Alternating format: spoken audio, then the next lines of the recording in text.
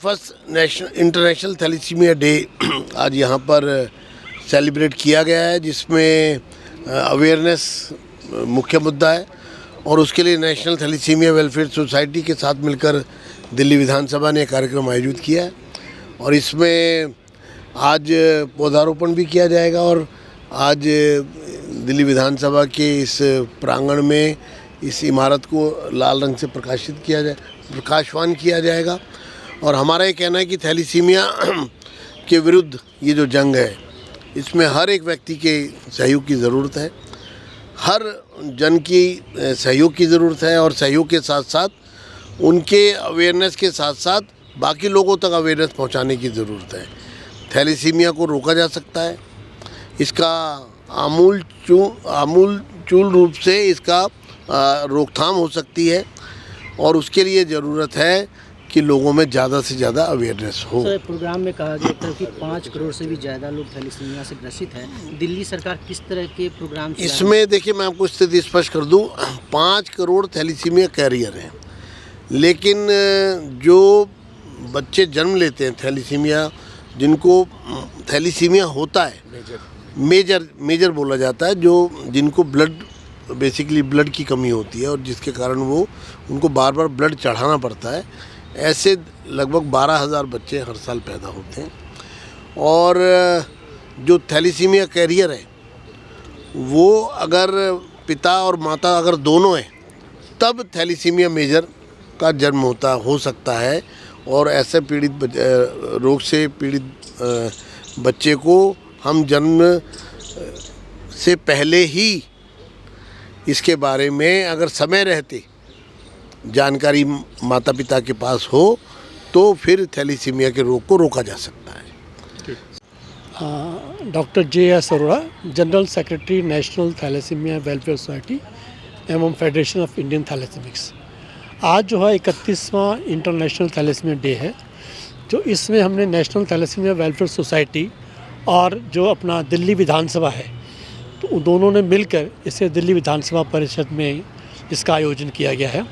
और आज के हमारे मुख्य अतिथि यहाँ के ऑनरेबल स्पीकर श्री विजेंद्र गुप्ता जी थे और guest of honour Shri Hansraj Ahir ji, जो कि फॉर्मर मिनिस्टर ऑफ स्टेट हैं होम अफेयर्स के और आजकल जो हैं चेयरपर्सन हैं national commission for backward classes, और मिसेस विनीता श्रीवास्तव, जो कि NHA से हैं, नेशनल हेल्थ अथॉरिटी से।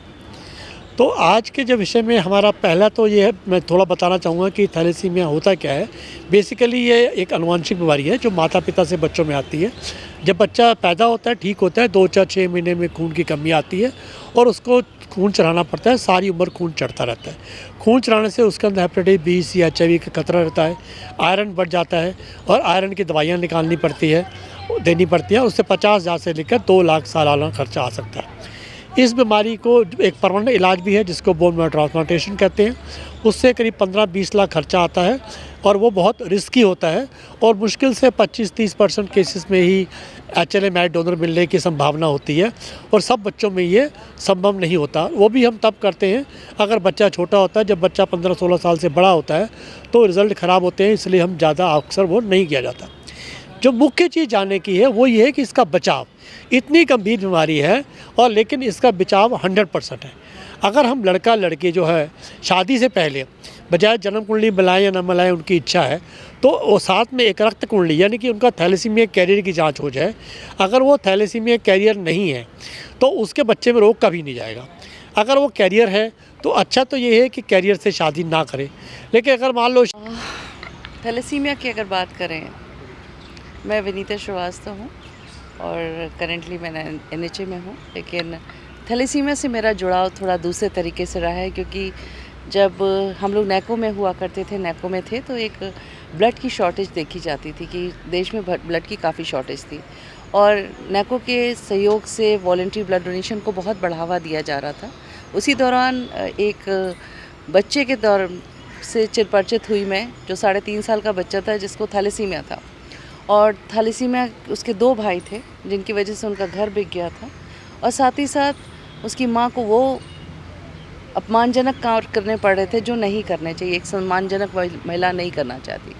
लौट के आके NACO द्वारा एक नया मुहिम शुरू की गई कि ब्लड किस तरह से इतना अवेलेबल हो जाए पूरे हिंदुस्तान में कि कम से कम हर व्यक्ति को जो थैलेसीमिक है उसको ब्लड मिल सके। 2010 में एक विचारधारा गाइडलाइंस जारी हुई जिसमें ये कहा गया नैको द्वारा कि थैलेसीमिया, सिकल और हीमोफीलिया के पेशेंट्स को ब्लड जो है फ्री ऑफ कॉस्ट दिया जाएगा। लेकिन समहाउ अगर वो देखा जाए थोड़ा सा डिरेलमेंट था। बट माननीय प्रधानमंत्री महोदय ने जब 2014 में अपनी जापान की यात्रा की और सिकल के बारे में बात शुरू की तो मिनिस्ट्री में भी थैलेसीमिया की चेतना जागृत हुई। उस समय ब्लड सेल बना था NHM में, जिसमें ब्लड का बेसिकली मटर्नल और चाइल्ड हेल्थ के ब्लड की बात थी। लेकिन धीरे धीरे वो ब्लड का जो इशू था, जब असेसमेंट हुआ एक इंटरनल असेसमेंट हुआ सभी पूरे देश का, जिसमें पता लगा कि ब्लड जा कहाँ रहा है। और जब पता लगा तो उसमें बहुत सारी जगह ये जानकारी हुई कि ब्लड जो है थैलेसीमिया बच्चों को बहुत लगता है और जिनकी पूर्ति नहीं हो पा रही है। उस वजह से 2016 में थैलेसीमिया हीमोग्लोबिनोपैथीज़ करके गाइडलाइंस आई, हीमोग्लोबिनोपैथीज़ गाइडलाइंस आई और पूरे देश में एक मुहिम चलाई गई कि जिन भी स्टेट्स में हीमोग्लोबिनोपैथीज़ की, थैलेसीमिया और सिकल की समस्या है वो मैं नेशनल थैलेसीमिया वेलफेयर सोसाइटी में पिछले 35 साल से जुड़ा हुआ हूँ। इसमें मैं पब्लिक रिलेशन का काम करता हूँ और प्लस मैं पैट्रन हूँ।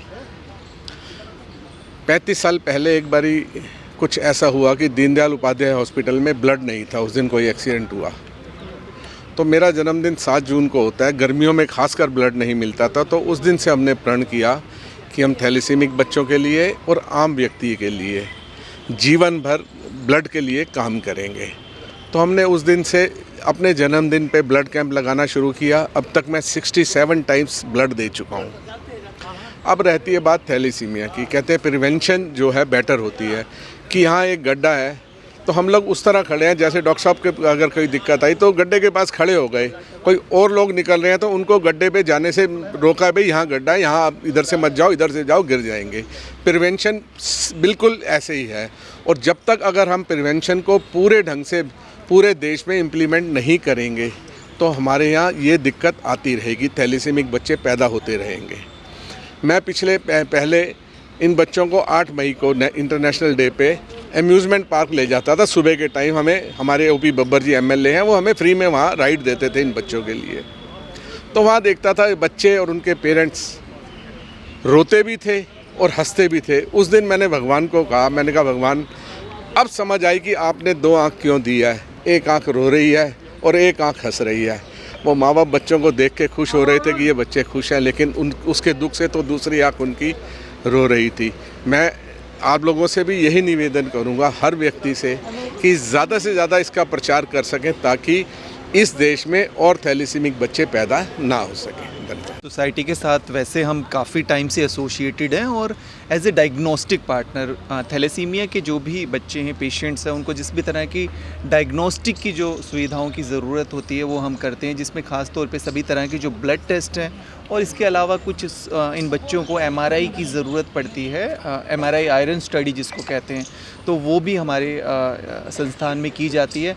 और जैसा कि आज का प्रोग्राम भी हुआ है जो कि ख़ास तौर पे इंटरनेशनल थैलेसीमिया डे पे, और जिसमें ज़्यादातर बताया भी गया है, ख़ास तौर पे डॉक्टर JS अरोड़ा और डॉक्टर विनीता ने इस चीज़ पे फोकस डाला है कि जितना हो सके हम इसके प्रिवेंशन के ऊपर काम करें, ताकि हम रोकथाम पे जितना ध्यान देंगे, क्योंकि प्रिवेंशन पे जो खर्चा होता है और जो बीमारी के ट्रीटमेंट मैनेजमेंट में खर्चा होता है उसमें काफ़ी ज़्यादा फ़र्क है। तो आज के जैसे चीफ़ गेस्ट भी मिस्टर विजेंद्र गुप्ता रहे, उन्होंने भी बताया है कि वो नेशनल थैलेसीमिया सोसाइटी और थैलेसीमिया की जो कैंपेन चल रही है, मुहिम चल रही है, इसमें दिल्ली सरकार का आगे भी बढ़ चढ़कर योगदान रहेगा, ताकि जो थैलेसीमिया की हमारी जंग है, बच्चे जिससे जूझ रहे हैं, उसमें किसी भी तरह की स्वास्थ्य को लेकर जो चुनौतियाँ ख़ास तौर पे दिल्ली में हैं उनको भी टैकल किया जाएगा। तो ओवरऑल ये काफ़ी सक्सेसफुल प्रोग्राम रहा और आगे भी ये इवेंट इस तरह के और जागरूकता वाले इवेंट होते रहेंगे, ताकि भविष्य के अंदर जो थैलेसीमिया के जो हम देख रहे हैं चुनौतियाँ, उनको पार किया जा सके।